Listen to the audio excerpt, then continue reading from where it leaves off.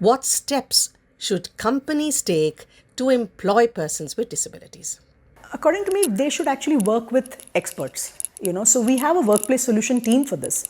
And the reason for that is it's so wide, right? If I take persons with vision impairment, working as MIS executives, right? Large screens, how do you quickly move to a place? How do you format it? These are all things that have taken a long time and science behind it. So the best thing is for them to recognize it's possible. So therefore, just reach out to the experts. What you need to have is the mindset that, this person I'm sure could do it. What is the barrier? And whom should I contact to get this resolved? What are some reasons that stop the career progression of persons with disability? The barriers are different, but there are times, so I can give you especially types of examples, right? Very often with the deaf, the situation is that it's the communication barrier. Oh, I have to become a team leader. This person has to become a team leader. How will they be able to communicate? Well, companies have solved it by giving a sign language interpreter. But if you are not even thinking that's a possibility, you may not even look at it. And what sometimes stops the deaf, for example, is, when you're meeting your manager in the corridor, what are you saying to them?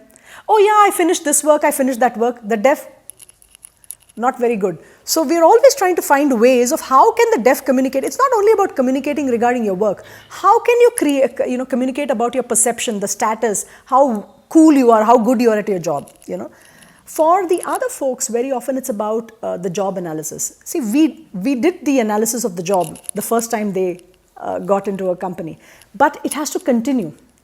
I would say one learning we've had, we do employability training. We now want our candidates to know how to be their own placement agent. It's a big learning for us. I'll give you an example. There was a girl, so the opposite of what you're saying, right? We had a girl who joined a job in an amazing shipping company. They promoted her in hardly 6 months. Yay, how amazing is that? The problem was that the analysis of the job had not been done. The workplace solution had not been done. And obviously, it's our mistake then that we need to communicate that all these things have been done for you. We have to tell the person with disability. Didn't realize that. So she could not perform in that job. So these are the barriers that hold the person back. The third barrier is sometimes a person with disability has worked so hard to get there that they're so satisfied where they are. Sometimes they're not looking at something more, and that's absolutely fine as long as you're okay with that. But when you start looking around and say, oh, others are growing and I'm not growing, it becomes a challenge. Fourth is sometimes we don't find the solution. You go to that next position, it's difficult. The solution doesn't exist, it can be a problem. And fifth sometimes is, let's say it's actually a job where you have to travel around. Sometimes then the manager thinks, oh, how will this person travel? He or she may be capable, but not, the manager doesn't think that. So there are different reasons why career progression gets stopped. What kind of jobs do individuals with disabilities typically secure across various sectors? In the public sector, now they've actually revised the guidelines where you have first percent for blind, and then you have for deaf and locomotor disability, and now the autism, intellectual disability, etc., the 4th%. So that is great in the public sector. In the private companies, it's the equal opportunity policy. Every company needs to have an equal opportunity policy, and then they have to follow the guidelines as per their equal opportunity policy. So this is kind of what has been given, and we are in fact trying to work heavily with governments to ensure that all companies not only have their EOP, they're supposed to give it to the commissioner and follow and adhere to it. Let me give you a whole list of jobs that persons with disability are doing. At Enable India, across the companies we worked, the jobs we've analyzed, we've got it all here. Huge list of jobs which are being done by different types of persons with disability. And let me tell you some of them. So persons with disability are earning across the spectrum from minimum wages all the way to maybe 80 lakhs per annum. But let me tell you what a fresher, highest salary a fresher has been getting. They may get a lower salary, but for example, person with autism, 6.42 lakhs per annum has been the highest starting salary. Okay, deaf-blind person, it was 2.4 lakhs. Person intellectual disabled, similar, 2.4 lakhs. Person with physical disability, blindness and deaf, 24 lakhs per annum. I think before it was 18 lakhs per annum, and recently we found like, whoa, 24 lakhs per annum, highest salary, fresher. That means the person has just got out of school, okay? Obviously, with career progression, it increases, and I said 80 lakhs per annum, etc. So that's the spectrum of salaries. And we know that salaries means value. That means the company is valuing the person, taking the person grows in their company and then earns 80 lakhs per annum. A lot of times people ask me, do only educated persons with disability get jobs? No. We have people who are brewmasters, helpers, housekeeping, different types of jobs where they not only have started earning, after that they've grown. We had somebody who was just doing some kind of helper activity and then after that kept growing and today is doing an editing job. And you can't even look at the education, it's very less. Let me give you a different example. There are people who are 10th standard and who are deaf, and we had placed them as data entry operators. Then after that, that job went away, but the company liked them. So they told us to do something with them. We actually taught them how to do software testing. So today, those folks are actually software testers in a company. But if I come back, even if you don't have any education, there are jobs out there for you. Lift operator job, different types of jobs. So the matching of the job happens according to whatever your education is. Plate எடுக்கணும், clean பண்ணணும், அப்புறமா மேலே போகணும், பால் எடுத்துன்னு அங்கே போகணும். But very often we have been able to push them up because persons with disability are not getting colleges and schools which are accessible. So they may have done diploma, but we somehow make sure if their skills and employability is good, we push them into a degree job. So let me tell you about government and PSU jobs. We worked with State Bank of India many years back, and across 28 states, 1,050 locations, we worked with persons who are blind and deaf to make them productive in their jobs. The reason is before that, they have the job identification list and it was just that person who's blind will be a telephone operator. But no, we have identified more than hundreds of tasks that can be done in the front office and in the back office by a person who is blind or deaf. And so with that, armed with that, across 28 states, we have people who are blind and deaf working productively. For example, in some places, the person who's blind is the manages that entire channel. And there are multiple people in the rural areas who are coming all the time and you have to manage all the customers simultaneously, and that's what is being done. 70% of our country lives in the rural area. So I'm sure you're curious on knowing what people with disability are doing there. The great thing about in the rural area is it's driven by need. So we never see somebody just, we say na vela padela, something or the other, at least quite a few are trying their best to do. In that, when you infuse the right self-employment training and different structures like for finance, you should see what is happening with different people. At Enable India, we've been partnering with the Ministry of Rural Development and across the rural self-employment training institutes, RSETIs and ROOTSETIs, we've been doing self-employment training. And we have seen most of the candidates have been doing grocery shops. You know why? Because nowadays the villages have more than 2,000 people. So therefore, there's a need for grocery shops. Let me tell you the type of folks who are there. There are two sisters who are floor walkers and they're earning together more than 30,000 rupees in their grocery shop. By the way, do you know what they also sell in their grocery shop? Petrol.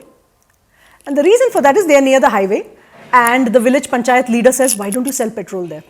Another grocery shop is doing something very interesting. They actually keep your gas cylinder for some rupees because you're going to the farm. You're saying, today my gas cylinder will come, please keep it. So it's like a renting facility. So just with grocery shop, we have seen different things happening, right? There are many others that we have actually listed across Karnataka in 30 districts. For example, the people who have enough space have become the franchisees for Suguna chicken. And the work can be done by different disabilities. Then you have people, let's say if I say deaf, they're making mattresses, person with cerebral palsy doing phenyl making. One thing we've seen is a lot of women do bangle making, phenyl, etc. Most people in the rural area don't do one thing only, that I must tell you. So they'll always do a combination, helper plus this, kirana plus that. So because in the rural area, you can't make ends meet with only one thing and it's also seasonal. So this is the kind of things we've seen, sericulture, mushroom cultivation, pan shop, you name it. Based on that area, the self-employment activity is taken up after you do a survey And this is what we're seeing in the rural areas. I want to say that persons with disability only need enablement, right? So we don't really always want to be the one giving jobs, doing things. So if you're in a rural area, we have a rural social networking platform. It's called Nammavani in Kannada, and in Hindi it's called Hamari Vani. In Bengali it's called Amadervani, and now we also have in Tamil, and it's called Kural Namadu.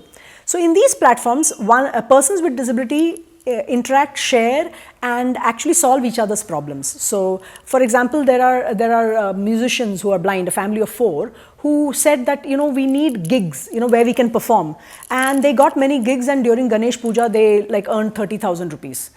So that's how we see people networking with each other and doing what we do, right, on Facebook and LinkedIn. That's how they're doing it. We live in a joint family. 5 of us are visually impaired and none of us have received any formal education. My dad thought that we cannot live like this. He bought us a harmonium and a tambourine. We did not have any support. One of our friends told us about Nammavani. We thought of advertising about our band and we shared the information. During Ganpati Puja, we got 4 programs. Women from home asking, मैं क्या करूँ, मैं घर पे हूँ, मैं कुछ नहीं, बाहर नहीं जा सकती हूँ. Somebody else tells them, hey, you could actually just do phenyl making, and they've given the exact steps on how to do phenyl making. Something interesting for you to know, more than 51% of the companies we have worked with have hired severe, multiple, profound disabilities. So just could be severe or even multiple disabilities. So we have people working who have intellectual disability, low vision and hard of hearing, one boy who is doing a job, or a person who has no hands, no legs working, etc. Could you name a few organizations working along the same line as yours? Yeah, there are many excellent organizations who also work pan-India. So I'll name some of them. Vishesh, which works many places across the country. You have Dr. Reddy's Foundation. You have Sarthak, Youth for Jobs, who have multiple centers in different locations. And lastly, what is purple economy? Purple economy. If I were to tell you, there are thousands and millions of jobs available for persons with and without disability, and in rural and urban areas. And it's an economy or a sector that has not been explored yet. Purple is the color for disability, and purple economy refers to the jobs available in our sector. What would those be, right? It could be that you're in a startup making assistive aids and the solutions. And I can tell you this is not restricted to persons with disability. Do you have an arthritic leg? Did you have an elbow operation recently? All of us will require adaptive clothing, your seat being a little higher on the, on your toilet seat. So many different things that you require as solutions. So purple economy are all the professions, startups, businesses, economies, everything which support the growth of a person with disability. Can you believe already 16th century there were a lot of persons with disability like you and me who wear glasses. We were considered completely blind, and today $147 billion industry is running because of the glasses. There are obviously startups on it. You have Lenscraft, e-commerce companies, you have your Titan showrooms. I mean, just imagine the whole economy that has grown just out of my disability. And today you didn't even consider me disabled, right? So purple economy is what is going to make the next generation of persons with disability, maybe 1/3 of them not even persons with disability, because you've grown professions around it. And none of these will be taken over by artificial intelligence.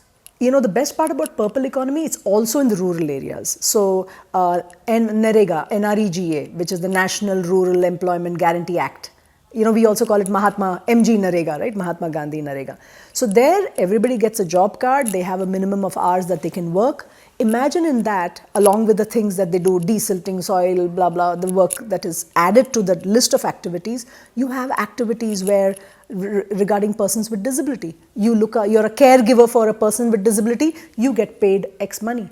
And just imagine what it can do to a person in a rural area, the person with disability and that person who is actually doing this job. To give you an example, I know a spinal cord injured manager whose helper is a person with intellectual disability.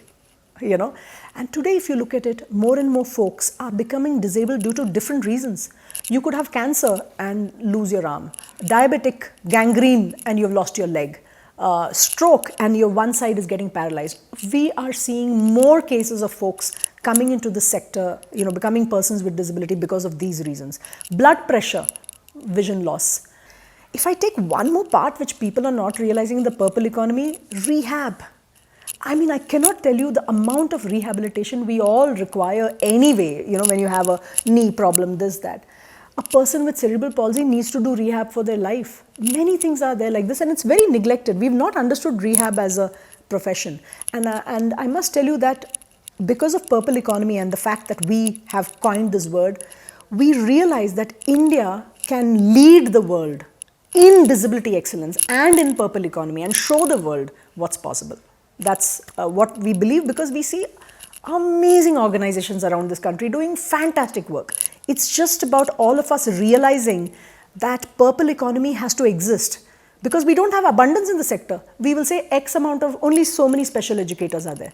If we look at it from an economic angle, that wait a minute, finance minister and everybody in the country should say there are a lot of jobs available here. Suddenly you have education institutions just producing special educators, psychologists, everything like that.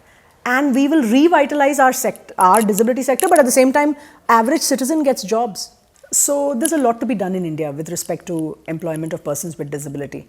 And we need more and more companies who realize, already many companies realize that their leaders are becoming more includable. They're able to extract value from anybody. They're able to see value in a person with disability, then they're much better people managers with everybody else. We need more companies to realize this amazing value.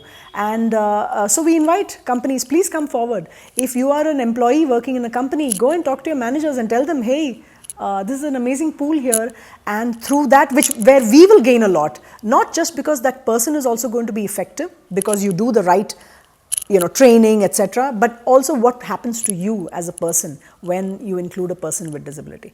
I think for society, whenever you have a challenge, suddenly you have a small accident, something goes wrong with you, you think your world ends. But every time you see that employee in your company, you will realize that you will have a journey, to remove all those barriers and become a person with value. So I encourage everybody to look at employment of persons with disability. And more importantly, if you're a person with disability, start aspiring. See all the jobs out there. The jobs compendium that we talked about, the self-employment compendium. Find what you like and be an active citizen, be a taxpayer, be a change maker for the country, volunteer in society, be a nation builder, and start your journey today.